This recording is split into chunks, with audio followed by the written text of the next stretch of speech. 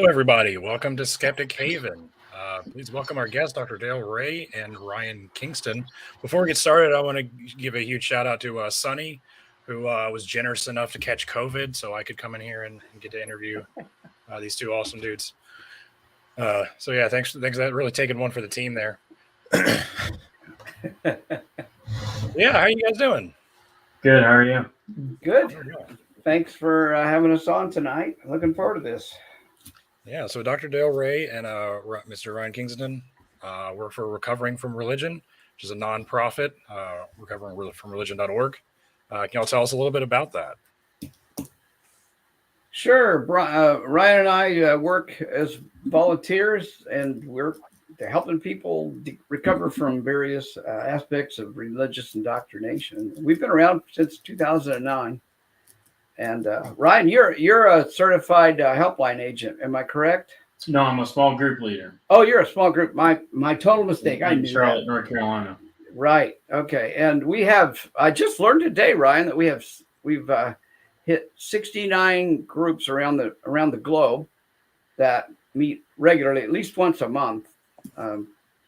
Ricky, it's a regular thing, and Ryan, people like Ryan are running these meetings with people that want to attend and deal with religious trauma and things like that.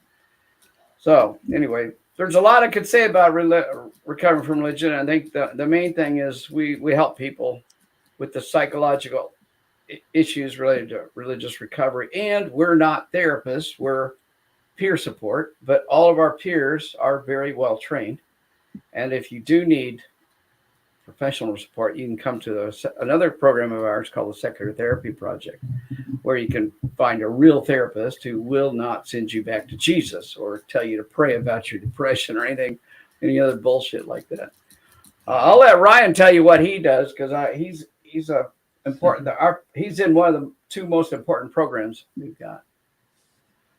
Yeah. So what I do is I volunteer as a small group leader. We have these small groups around the world, really, but most in the United States. And we just basically provide a safe space for people to come and talk about either their questioning their religion, or possibly, or like many of our members, they've actually decided to leave their religion. And just need support going through that process. Maybe they're having family issues where family is, possibly harassing them or trying to proselytize to them, or, coming out of a bad church environment, things like that. So we just try to provide that safe space for them to come and talk and connect with other people that are going through the process. You two probably better than most understand the excuse me, wide variety of problems that can come with leaving your religion. Everybody's story is a little bit different. Everyone's situation is a little bit different. What is some of the most common things you deal with? Some of the trends you found. What are the ones you see most often, Ryan? We hear a lot about the sense of lost community. Like I said, a lot of family issues, family members that obviously are still very religious and think that they're can't agree to disagree, basically, or just are in very high control religions where that's the only answer in life. We have.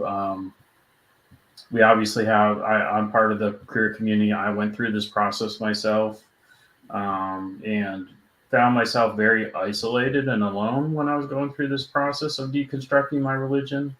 So it was about a year and a half that I went through that process by myself before I discovered recovering from religion.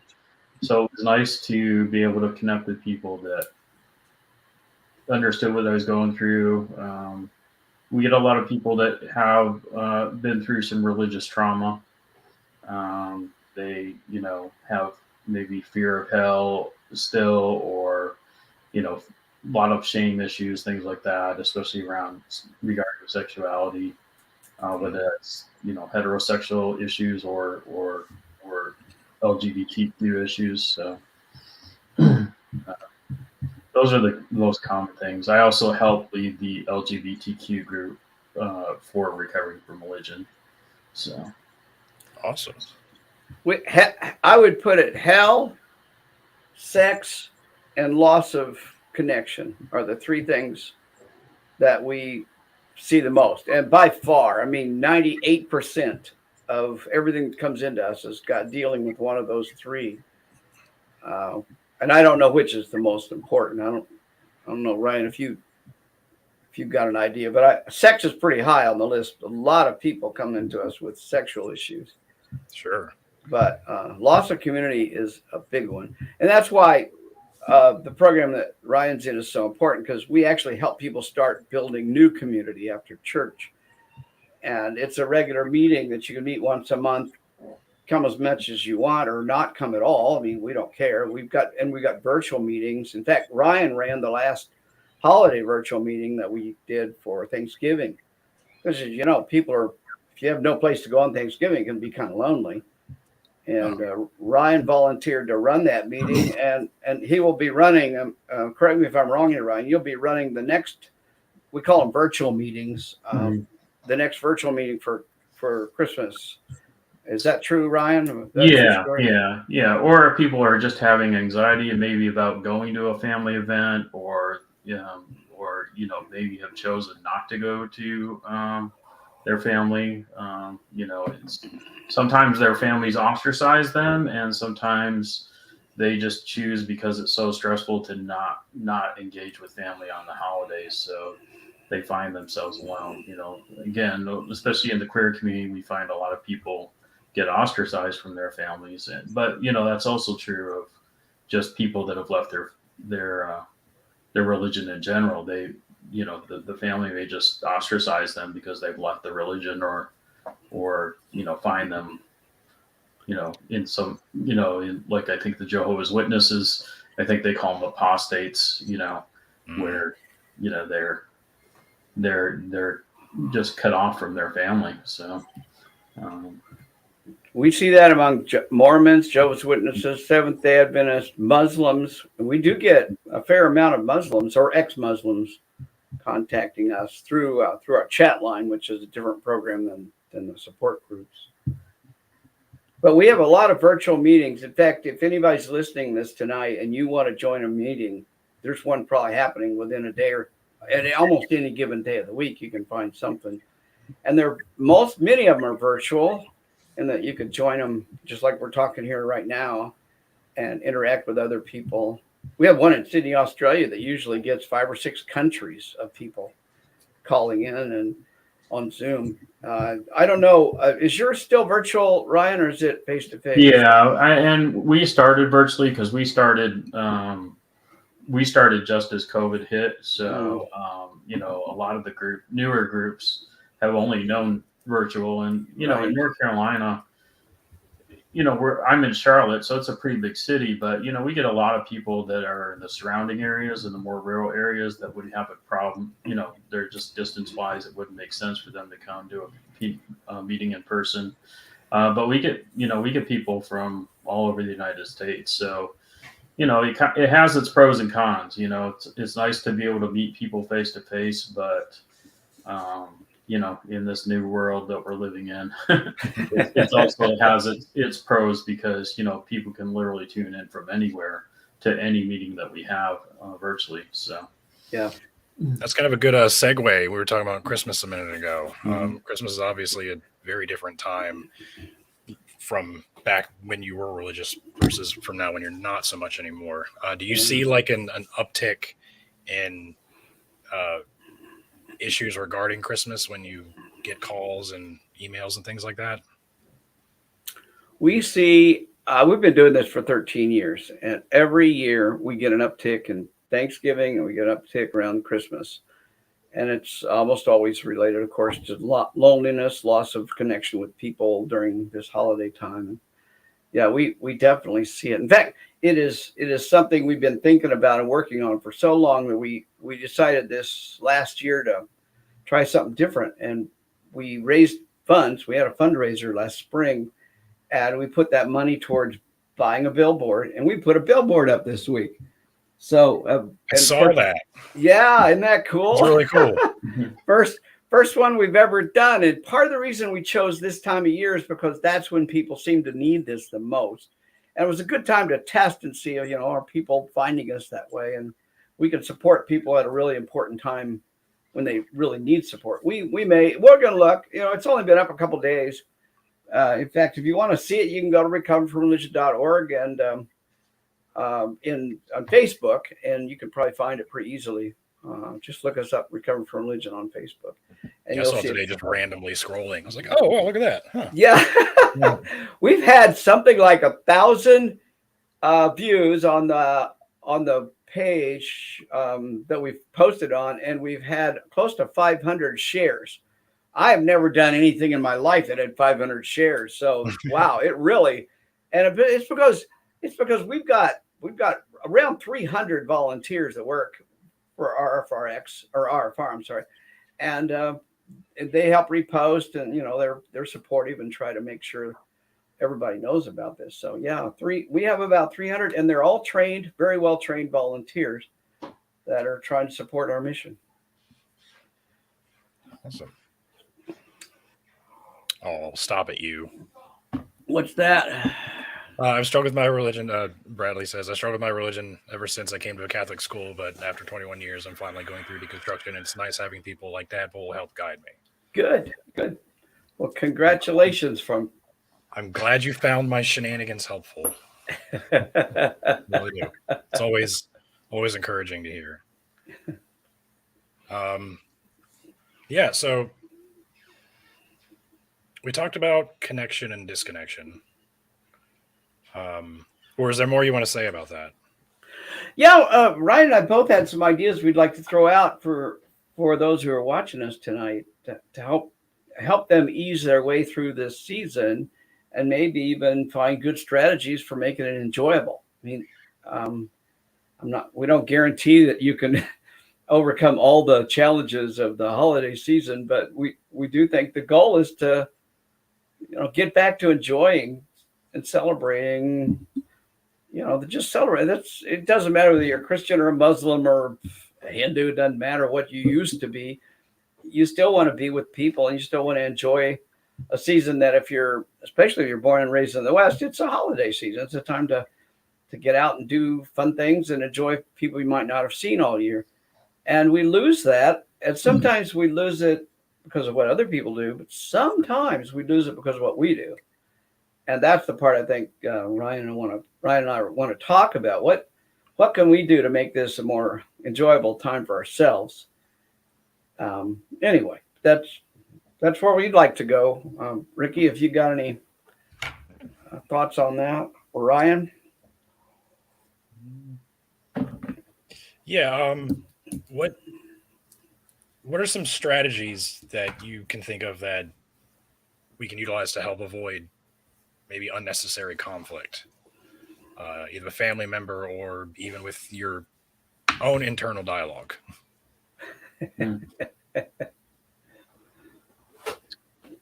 Well, there's a lot of strategies that we could talk about. Ryan, you got anything you want to throw in there as we get started on this subject? See, this is where I'm kind of in a unique position, because a lot of my isolation is just because of circumstances, because my family is spread all over the country. I don't have any family here in North Carolina. I came here with my mom.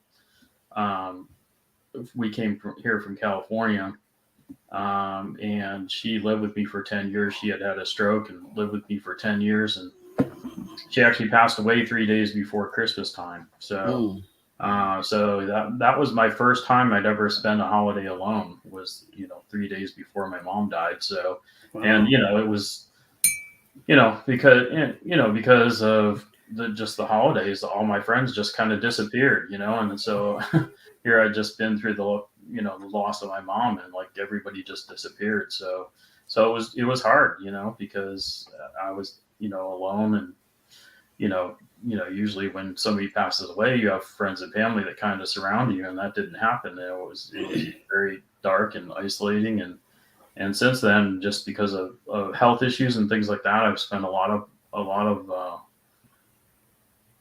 holidays alone. So it's been, hard to fight, my depression over that. And so, but again, it's more circumstantial now. I did go through my deconstruction through this. So, the church that I used to attend, and I didn't leave that church because of anything that happened. I just left that church because I realized I didn't believe in God. So, and I'm not personally anti-religious in a sense. I'm anti-fundamentalist because I grew up as a conservative evangelical and literally spent decades fighting my faith and sexuality. So, that's more what I'm against. The church I left was very gay affirming, and I didn't have any problem going there. And so, but I just don't go because I didn't believe in God anymore. So, well, Ryan mentioned depression. I think that's something that we all can be subject to at some point in time. I think the statistics, and I don't have them off the top of my head, but something like 72% of all Americans will experience depression at some time in their life. So it's a thing, and it happens. It happens to most of us, actually. I remember I got divorced in 1988, and I didn't realize how depressed I was for several months after. I think we got divorced about August, and then the holidays came, and wow, it slammed me. I was shocked at how depressed I became. And I was sitting and moping around my parents' house. I'd gone back for Christmas and trying to be part of the festivities. And anyway, I that was my first experience with that. And I thought, damn, this is what other people experience. Here I'm a darn psychologist. I should know this shit. And I didn't. I really got hit by it. So I want to start off by saying I think there's something critical you can do throughout the holidays, and it starts with being mindful. And when I mean, if you are mindful, then you can do a lot of other things. But mindfulness is let's just be more simple about it. Some of the listeners may know what mindfulness is, but it's just another word for being aware. Be aware of when you walk in your parents' or your Uncle Ned's house, or your Aunt Josie comes over. Be aware of what's going on inside of you. Just pay attention. What happens is most people lose control of their emotions, lose control of the environment because they're not even aware of how they're creating that environment. Most people, for example, I'll just use an example. I have an uncle who's a fucking fundamentalist. I mean, a nutcase. And it used to be years and years ago, just being in his presence would be upsetting to me. I just could not stand the guy. And yet, if I was with the rest of the family, I was going to have to stand him. If I wanted to be with my family, now that's all since changed for me. But going back then, it was a tough issue until I realized I'm letting this uncle, that we'll call him Uncle Ned, that uncle was controlling my life at that moment with the people I really wanted to interact with. And I was pinging off him. I was letting him kind of control my emotions until I became mindful of it, then challenged that in myself and said, okay, I'm going to take a deep breath.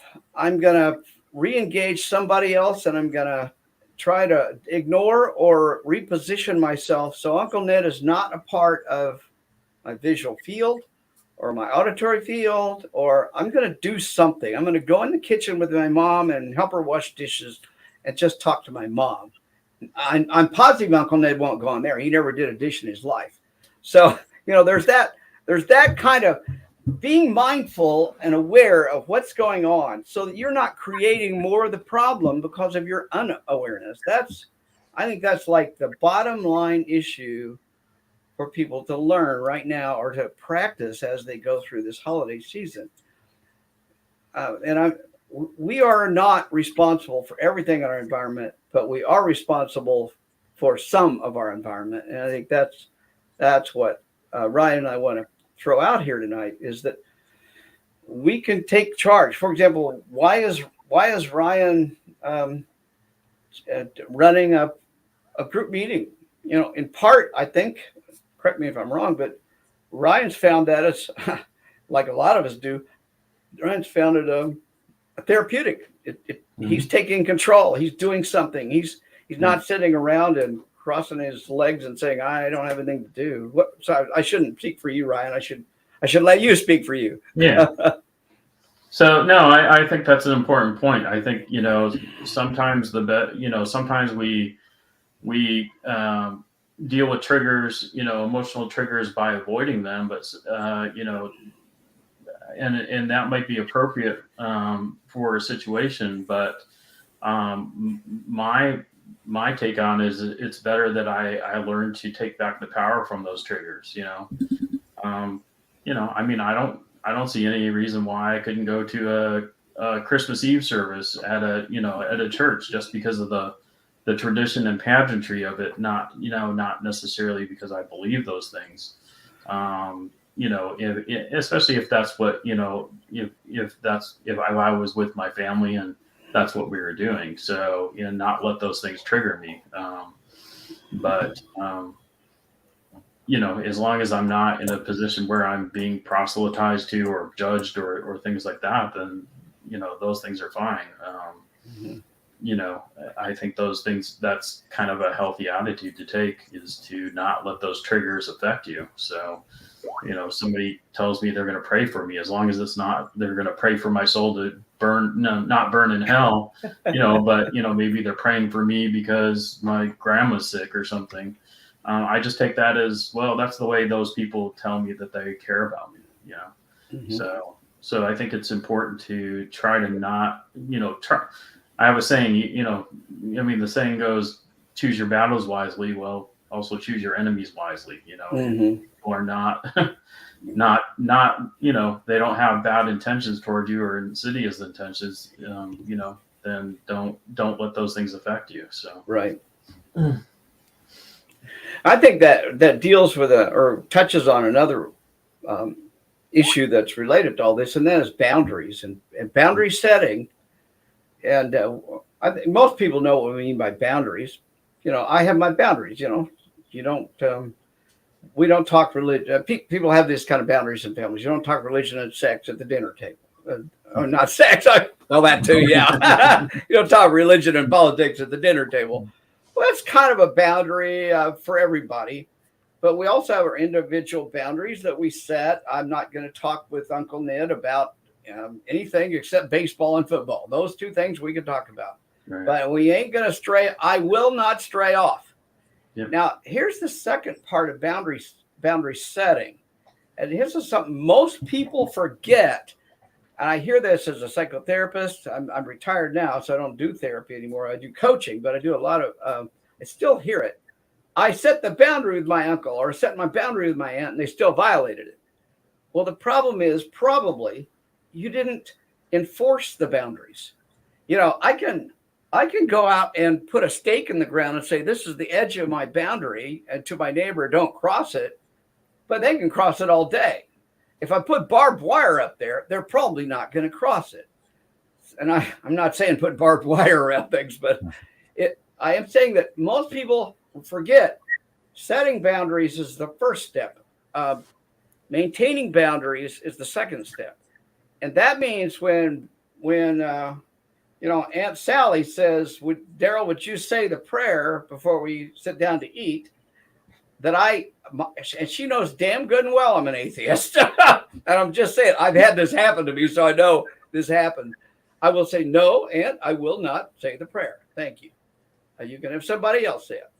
If she insists, then I will remind her what my boundaries. I will, you have to be really clear with Christians Christians and other religions, but mostly I've noticed Christians are very good at violating boundaries. They don't respect boundaries. Boundaries don't have any meaning to them. You have a right to go up and knock on somebody's door, violate their boundaries. have a right to ask somebody, are you going to hell, or do you know Jesus? That's a violation of boundaries. So we have to set and maintain boundaries. There's many ways to do that. Yeah. And there's some are polite and some are disrespectful, though. I think we have to be aware of how we're setting and maintaining boundaries. But just because Aunt Josie knows that you are an atheist does not mean she won't try consistently and repeatedly try to violate your boundaries. But if you enforce them enough times and strong enough, she'll stop doing it in all likelihood. What's your thoughts, Ryan? No, those are great points. It's a fine line to walk sometimes, though. So it is, because you want to maintain relationships while still maintaining boundaries, and that's. Right. But think about this: if you've got a relationship with somebody who does not respect you enough to respect your boundaries, what kind of a relationship is that? Yeah. Yeah, and again, I'm kind of fortunate and in a unique position because the Christian friends I do have are very progressive. They don't proselytize their religion. They don't, they're very respectful of what I believe and actually are, curious, and we can have discussions versus debates about it. I think that's another thing that's really important, is to learn to have discussions about things without debate. But some people can't do that, especially when you come from fundamentals to religions. There's no discussion, there's only a debate. So it's very difficult. So when you do enforce the boundary, I think one thing is important, and that's keep control of your own emotions. When you tell and Josie, no, I will not say the prayer, say it with a very firm voice, but don't have an argument, and don't let her get you in. Oh yeah, you're one of those atheists, aren't you? And just don't respond to that shit. Right. As you can tell, I speak from a lot of experience in some of this shit. Because a lot of times I'll say things like that just to get a rise out of you. Oh yeah, and we may not realize they're doing that, but subconsciously, a lot of times they are. When you give the rise back to them, you have reinforced their behavior. This is the craziest thing. You are reinforcing the behavior you don't want. Right. So don't do it. Yeah, this is something that I, when I go to a pride festival and these nut jobs are out there holding their signs, and I see people trying to argue and debate with them, and it's just like, they just don't understand that it's very counterintuitive for them to do that, because if people just walk by them and ignored them, hopefully they would get the message and just go away, or maybe they wouldn't, but at least it wouldn't affect that, people emotionally sometimes, because that's really what they're looking for, is they're looking for attention, So. And they feel like they get their points in heaven by coming and trying to convert an atheist or whatever. So. Yep, and if you push back on them, it's just means they're doing a good thing. Means what they're doing is working. If they're being persecuted, so they can't. It's a win-win situation. That drives me crazy, is the whole persecution card. So I think being persecuted means being in a nightclub and getting shot. That's what persecution is, not that somebody criticized your religion and that you're being an asshole. Yeah.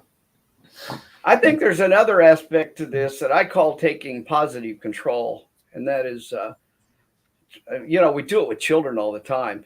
You got 4 kids, Ricky. I know you know how to do this, but when they get into some kind of a fight, or they're upset about something, you can distract them with another toy or something like that.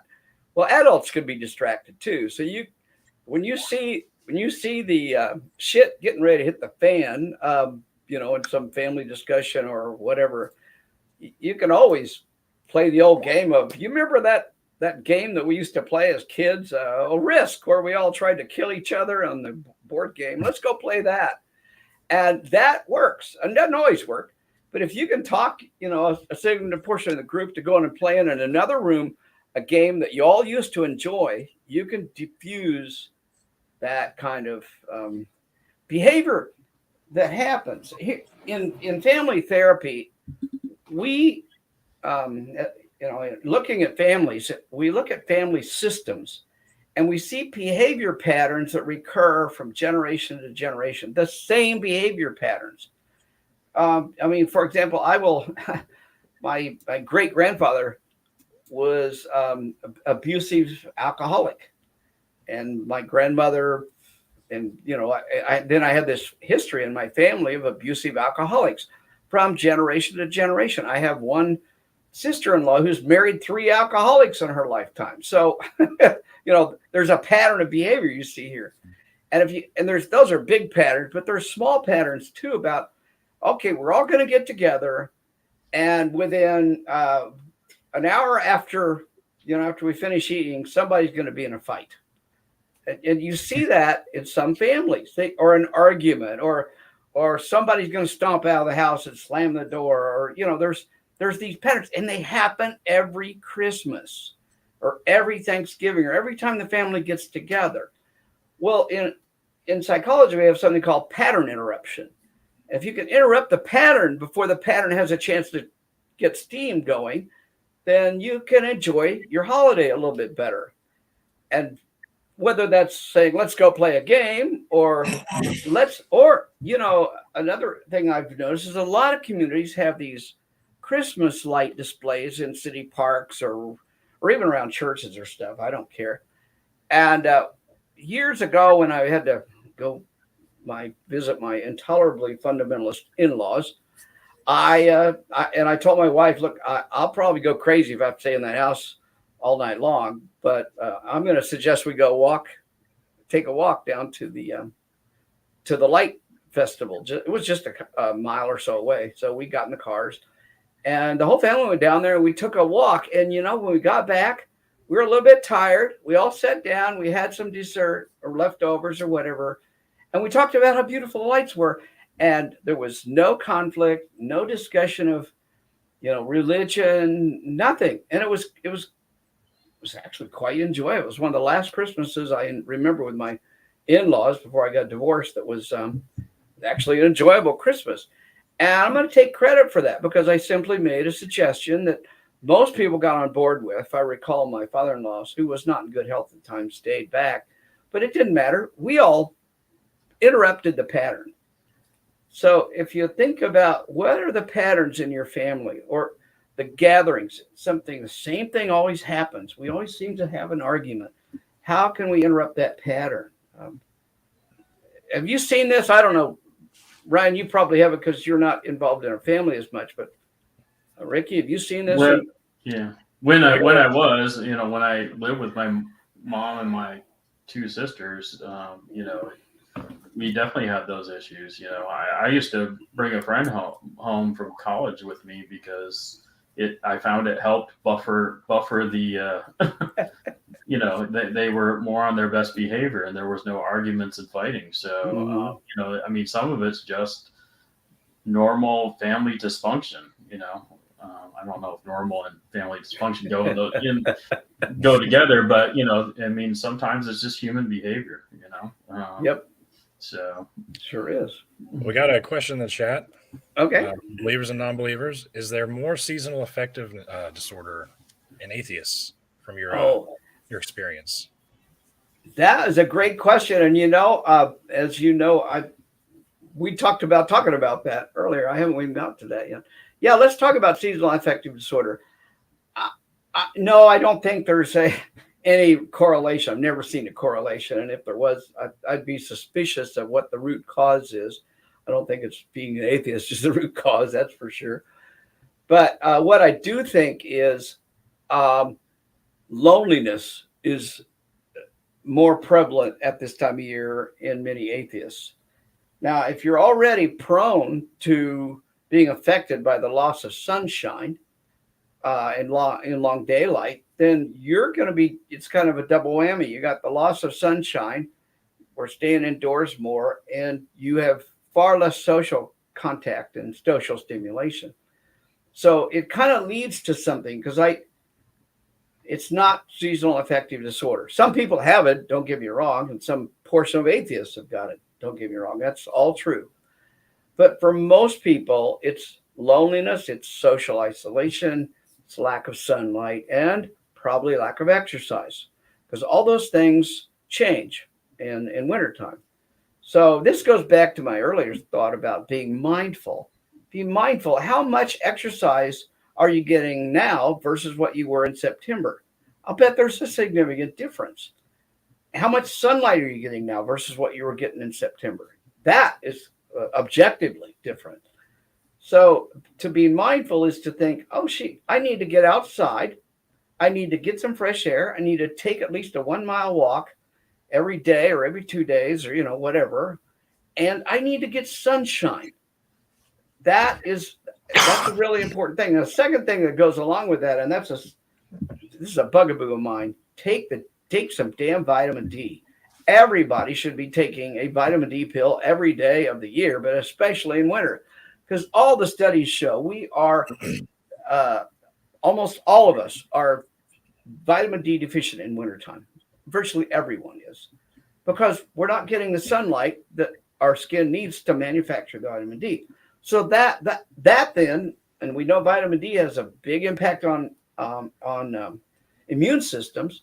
So with vitamin D deficiency, you leave your immune system open to attack from all sorts of, viruses and flu and COVID or whatever.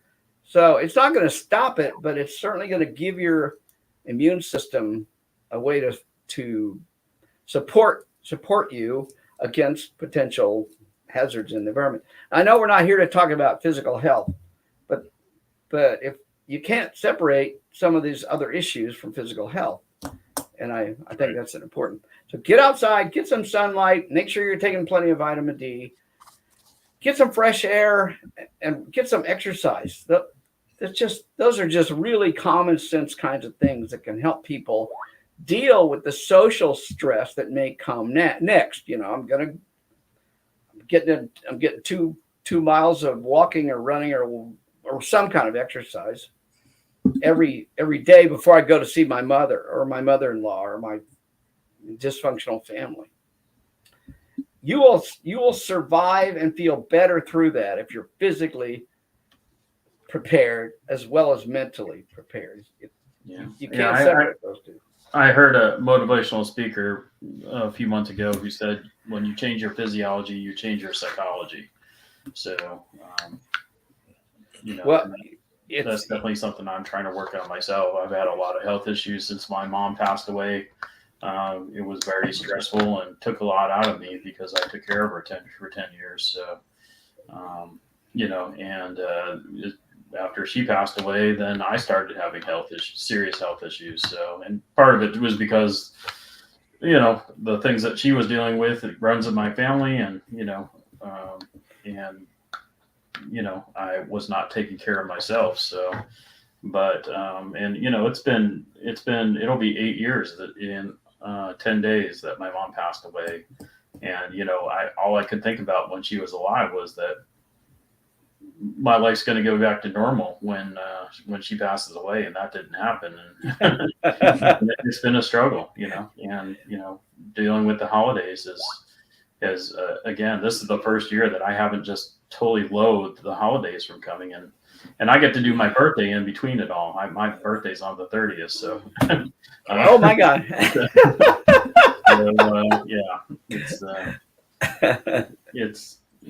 It's been difficult, but this year for Thanksgiving, I was away on a trip just before. So when I got home and had to spend Thanksgiving by myself, it was like I was happy to do that. So, and I did my RFR meeting in the morning and made myself dinner and watched movies, and I was totally fine. So nice. I think that goes to another thing that we want to talk about, and that is taking active control of your social life. And That's your exactly social what I was about to. All right, go. Yeah, I'm sorry, I didn't mean to interrupt you. No, you're good. Yeah. I think Ryan just said a great example of that is just what he said. But if you take control, there's actually quite a bit of psychological research on something called learned helplessness, and what Ryan mentioned, Thanks for being on the show tonight, Ryan. You're a great example. You've been taking care of somebody for 8 or 10 years. That really gets you out of your routine, so to speak, and it really undermines what is normal. So when it's time, when you're no longer doing that, there is no normal. The normal was taking care of somebody for 8 years or whatever it was. So you have learned to be helpless during that time. Helpless in the sense that you are not taking control of your life. You're not being actively social. You're not engaging in new friendships or building relationships. So there's a lot of things that fall by the wayside as a result of simply trying to help somebody else like that. And we also go back to our families of origin, and we revert back into patterns of helplessness real quick. I mean, to me, it's amazing to watch people. Watch people as they interact with their families of origin sometimes, and see how they they revert to infantile behavior or childlike behavior. For example, I saw it in myself. I would go home and I would find myself kowtowing to an aunt that was incredibly dominant and inappropriately dominant, and in many ways a bad person, very bad person. But I would find my whole body just shrinking into Darrel, the 10-year-old kid who was scared to hell of Aunt Edith. That was her name. She's long since dead. But I would see that in myself, and it irritated the daylights out. Why am I acting like this around her? I'm a full-grown adult. So if you're mindful, you'll be aware that your behavior is changing back to childlike behavior. Do you just kowtow to people around you who formerly were intimidating to you as a child, and now you're an adult? If you're aware of those things, you can do something about them. The other thing that was related to what Ryan was saying was being proactive and getting out and finding ways to interact with people. Give yourself your own damn Christmas party or your own birthday party in your case, Ryan, and invite some people you really like to spend some time with, or go to your favorite restaurant with one person that you really like to spend time with, or you want to get to know. I don't care, but take active control of what you were trying to do. Because this notion of learned helplessness, I've learned to be helpless. I've learned to drop back into this pattern of behavior that I used to engage in as a child. And it was a reasonable pattern to be afraid of Aunt Edith. I mean, she was a nasty person. She even could get physically abusive. So, you wanted to be, this was a good adaptation or survival skill, if you will, in my family. However, it's not a survival skill when I'm an adult. So challenge some ideas. And a great place to do that is back home with your family, because your family's going to bring out shit that you don't like about yourself and that you still haven't dealt with. And it's kind of an interesting experiment to do. Psychological experiment, if not anything else. Is there some community events that you recommend people could go do, like soup kitchens or other volunteer activities, or any ideas like that? Yeah. I actually mentioned this to Dr. Ray, about maybe going to a homeless shelter and serving a meal. I've done a lot of nonprofit work for people that are homeless. When I lived in California, I volunteered for a place called Covenant House, which was a runaway shelter. And then, I've just been involved with other, when I was part of some church groups, we would go feed homeless people, things like that. And the thing I realized when I would do that type of work was, here I thought I was going to go help them in some way, but I didn't really understand how much it was helping me until I got into it. When you deal with some kid who's been, kicked out of their home or left their home because their home life was just so impossibly chaotic, or they've been, ostracized by their family. Of course, we get a lot of LGBTQ youth that get kicked out of their houses. But you deal with these kids, and they still have all the hopes and dreams in the world. That really kind of speaks to your humanity and makes you realize that it kind of helps melt your problems away in a lot of ways. It's like, what do I have to be concerned about in my life? I have a roof over my head, I have food on the table. I often tell people, if you eat every day in this world, then you're rich. So it's doing that type of work really gets you out of your head and makes you feel grateful for what you do have. So, and it's not to minimize people's problems. There's still a lot of depressed anxiety that I deal with, but just doing that work does help me really emotionally. So just doing my meeting for RFR on Thanksgiving was just a good thing, because I got to socialize with some people and felt like I was serving some purpose that was outside of myself. So yeah, we're social animals, so reaching out and helping another member of our Right. species is going to be mutually beneficial. Yeah. It's not going to be one-sided. I've More been, suggestions? I've been a member of Oasis here in Kansas City. We meet every Sunday, and we've got a speaker, and it's a fun, great organization. I've been a member of it since it began. And early on, we started our own effort to work, feed the homeless. We started off trying to work with Salvation Army, and then after 2 years of working with them, they kicked us out because we were atheists. Go figure. But we found another organization called Micah Ministries. It's another religious organization, but it's very liberal and very open-minded, and doesn't, they just want the help. They don't care if we're atheists or not. But here's the deal. I see this over and over again. We'll get 5 to 10 people from Oasis going there every Monday night and taking their turn at feeding people. And I hear it from everybody. It's therapeutic for them, just like Ryan said. It's therapeutic for them to do that. And that's selfish. And I'm damn glad that people are selfish, because if they weren't selfish, they wouldn't go out there. Ryan's doing it for a selfish reason. I do it for a selfish reason. There's nothing wrong. And we have this whole idea in religion. Religion tells us not to be selfish. Well, I'm pretty damn selfish, and I'm proud of it. I don't have any problems with being selfish, because it motivates me to do things that otherwise probably wouldn't do. I mean, the whole damn recovery from religion thing is a selfish idea, I guess, in some ways. And I get a lot of gratification from this. I wake up in the morning, I look at our chats, and I see some of our agents helping people. I mean, seriously, we may have saved somebody's life today. I don't know, Ryan, if you saw the chats or anything today, but we literally may have saved somebody's life today. And I won't go into any of the details, but wow, how rewarding is that? And, that good feeling I get inside is selfish. It's like taking a drug to feel better. I take drugs. It's called the RFR drug to feel better.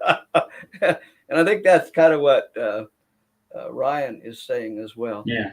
Yeah. It takes the focus off of yourself and puts it on somebody else. Right. So, and it may not even be through an organization. You may just find, maybe an elderly person in your neighborhood that, is alone, and maybe you just take them a meal or, go visit with them. So, another thing I suggested to Dr. Ray is, maybe celebrate a holiday on a day that's not the holiday, with friends or what we call your chosen family, if you're estranged from your own family, or even if you aren't estranged from your own family, maybe just to spend some time with people where it's more enjoyable on a day that, it might help you get through a day that's kind of tough with your family. So, those are all things that, I'm a big believer in being creative, when it comes to these solutions. So,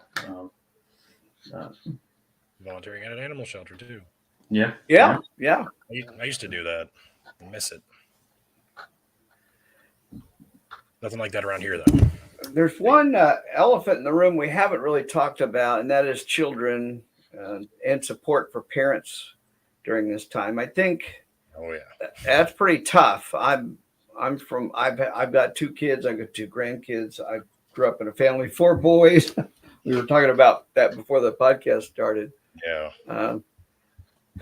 Ricky and I were, but so there's a lot to think about there, and I think preparing your children before you go into a potential triggering. Here's the deal: if you've taken your children to a family event where you're going to be upset, they see that, they figure it out. Kids are very perceptive, Yes. but they don't know what's going on. They don't know why you're upset. Daddy, why are you upset? They pick up on it for sure. Oh yeah, they really do. So your preparation, you're taking a deep breath, you're using some of the strategy we talked about today will help your kids as they go through that, because they just want to play with their cousins, or they just want to visit with grandma. That's all they care about. Or they want to. When I was a kid, we wanted to go back in the backyard and ride the pony, because there was a pony at my parents' house. So it'd be fun to go back there or my grandparents, I mean, to ride the pony. So all those things are what they want to do, but they don't understand what's going on with the adult. So you need to prepare yourself so you enjoy it, and that gives them permission to and then enjoy it as well.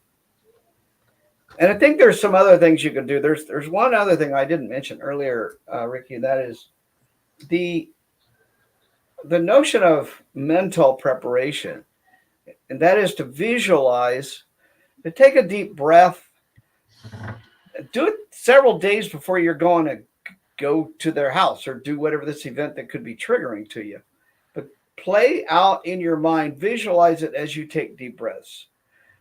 It's a very, very simple exercise, but you can relax in a chair, try to get in a place where you're quiet, and take several very deep breaths, especially, sorry about that, guys.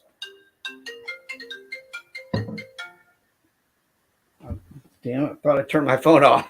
Sorry about that. And then visualize what you want to be, visualize the problems that could come up, and work through them visually and mentally while you're taking a deep breath. What it does is help you learn to stay calm even through the situations that you've already seen a dozen times or 100 times in your life. And that's going to prepare you to be the best you could be. And then when you do get there, take the initiative to control yourself. For example, go for a walk before you sit down to eat, or go out in the kitchen and help prepare something, or do something that will take you out of the pattern that's normal. You know that if you stick around too long, somebody's going to talk to you about Jesus. Interrupt that pattern. Make sure that the pattern can't get started. And the way to do that is start preparing days ahead of time so you're mentally ready. In sports, I mean, I'm not a sports psychologist, but I've got some friends, good friends that have been sports psychologists for years. This is what you do in sports. You mentally practice everything you want to do on the field. You've been practicing it physically, but you want to practice it mentally. There's actually some really interesting research that goes back about 30 or 40 years on sports performance based on visualization. Literally, a person who visualizes making a basket, a free throw, for example, performs almost as well. Now, there's some other variables here, don't get me wrong. There's almost as well as a person who actually went on the court and practiced. But you've got to practice perfectly. You've got to make sure you're doing what you want to do. And then you'll improve your performance. Well, the same thing is true of other kinds of activities in life. It's not just for basketball or football. It's for life. Practice life ahead of time, and you're probably going to do a little bit better. Anyway, that's Darrel's sermon for the day. Was a good one. All right. Say Ramen. Say Ramen. Um, yeah. Trying to think where to go from here. Yeah, that was a big one for me. Was when I deconstructed and I had these kids. Like I only had two kids at the time, and my youngest was a baby. And so I had to decide, what am I going to do about Santa Claus? I don't have a lot of family issues, but I grew up loving Christmas, and I still wanted to celebrate Christmas and give my kids a similar experience that I had growing up. I was like, but I don't want to tell them to believe in Santa Claus and go through all that. So eventually decided, like, just tell them right now while they're young. They couldn't, at the time, they couldn't really tell the difference between what was like real or fake. So even though I would tell them, they didn't really grasp it. So like each year you have to explain a little bit more that Santa's just, he's like a character. He's like a Christmas character. He symbolizes joy and happiness and peace and all this good stuff. But he's not a real person. And so they understood that. They started to understand that. And they got into school. They started telling everybody Santa's not real. So now you become you and your kids are the Grinch now, right? Yep. Now I'm the bad guy for not lying to my kids. Yeah, that's funny. That's funny. But if you decided to make teach your kids to believe in Santa Claus, that's on you. It's your decision. I'm not saying what I do is what everybody should do. I'm just saying that's what I did. Yeah. Does anyone else have the letdown of not being able to get good enough gifts for kids? Yes, absolutely. I have 4 kids. They want everything in the world, and I want to give them everything in the world, but can't give them a whole lot. So we make do with what we can, I guess. And I think we do okay. They're happy every year. They're going to be happy this year. I would say if you're giving kids love, support, emotional support, you're doing a hell of a lot for them. The gifts are, actually, if you think about it, they're a poor expression of what you really think and feel about your children. Yeah, you want to help them, you want to give them stuff, but as we all know, giving can backfire too. If you put the focus on the giving. Yeah. I mean, I think that ultimately, I don't have kids, but I think that ultimately those, the time that you spend with them is the things they're going to remember, not what you gave them. I remember my niece, when she was about 2 or 3, my sister was trying to get her all stoked because they wanted to take them to Disneyland for the first time. And, my sister said, "Kelsey, what do you want for your birthday?" She said, "I want to go to the mall and get a gumball out of the big gumball machine." And I told my sister, "Why spend all this money on Disneyland? Take the kid to the mall." So sometimes we try to create. I think we try to create these kind of false, sense of giving.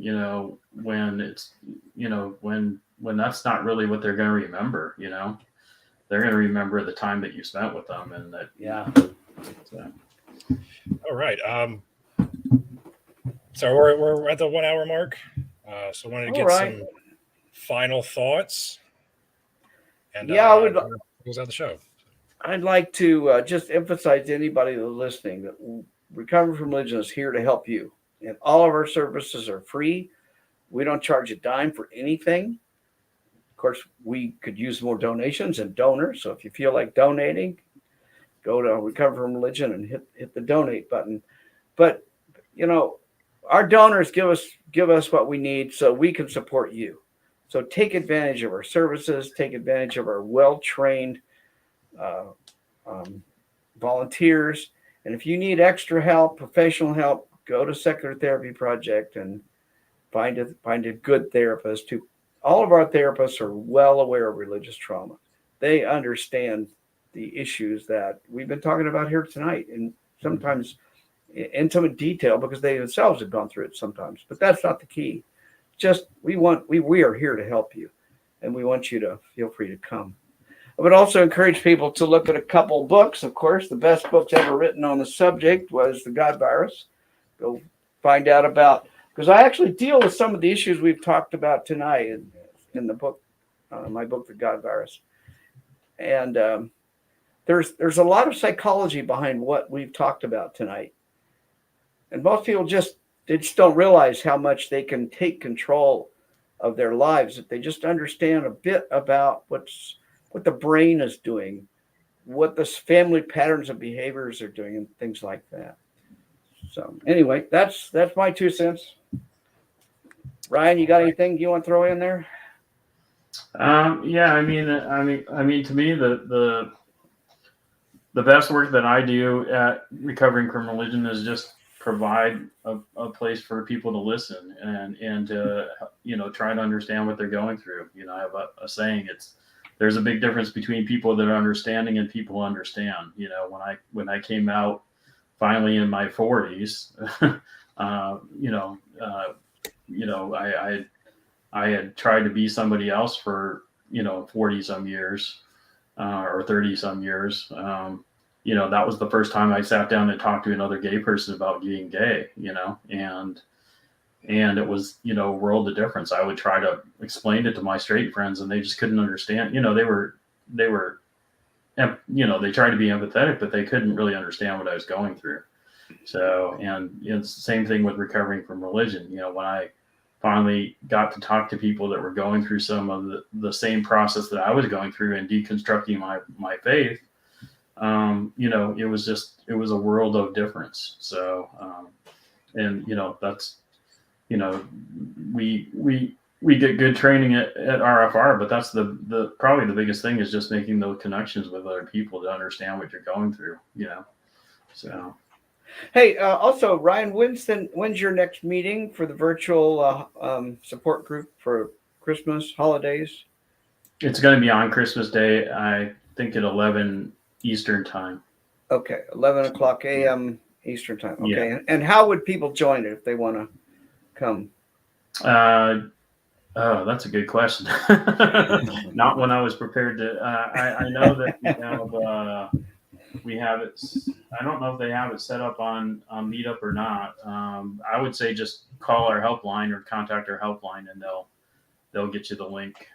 Okay. You can either do that through chat or through a phone call, and they should be able to get you the link for that. So, but yeah, I mean, if anybody feels that they need to just kind of talk and spend a little time with people, be happy to have them. It's going to be myself and 2 other co-leaders. And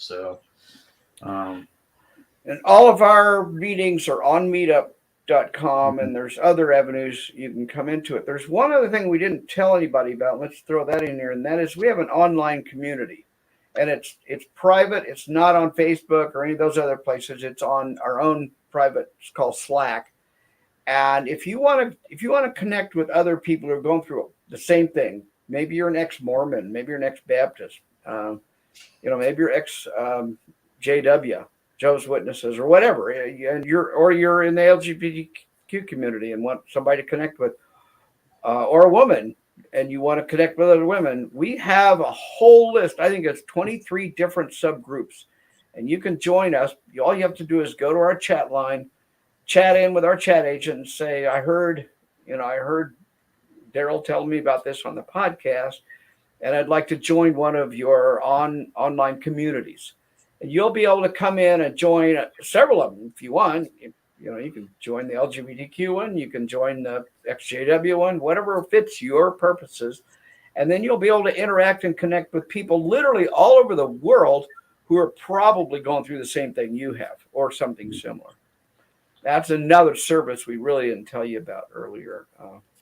Yeah, and with our virtual meetings, we do it through Zoom, but you don't have to turn on your camera. You can make up a name if you want to and just listen, or if you just want to communicate through chat and not even speak, that's fine. Or so you can also do those things totally anonymously if you just want to kind of hear people's other experience but not participate yourself. There's we don't we don't require people to participate in a meeting, so in any way, so there's no pressure. All right, definitely encourage everybody to check out recoveringfromreligion.org. It's an amazing resource.